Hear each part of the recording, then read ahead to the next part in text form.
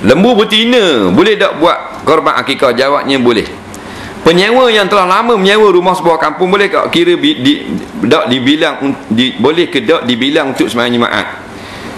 Tak kira lama tak sewa ke apa ke, dia bila dia menetap di kampung itu walaupun dengan sewa dan nak mati sini dah, tak boleh dah pindah mana-mana sedap duduk Terengganu ni dah, dia panggil mustautin, boleh buat bilang Jumaat.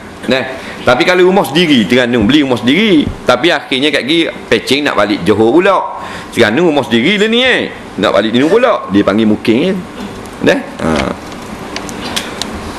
Gaji bulanan, pendapatan bulanan atau hasil jualan seperti getah, kelapa sawit, adakah dikenakan zakat tiap-tiap bulan atau tiap-tiap kali jualan? Harap jelaskan. Baik, kalau gaji bulanan ni dalam mazhab Syafi'i tak kenalah, tak kena zakat, melainkan dalam mazhab Maliki.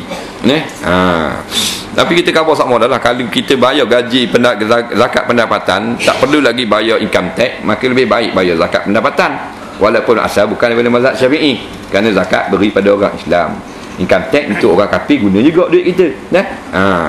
Kemudian kalau kita jadikan beneran kelapa sawit, getah bukan tanaman-tanaman zakat, tapi dah jadi jualan, jadi perniagaan, kena zakat atas nama zakat perniagaan, bukan atas nama zakat tanaman. Kerana zakat tanaman kelapa sawit tak kena zakat.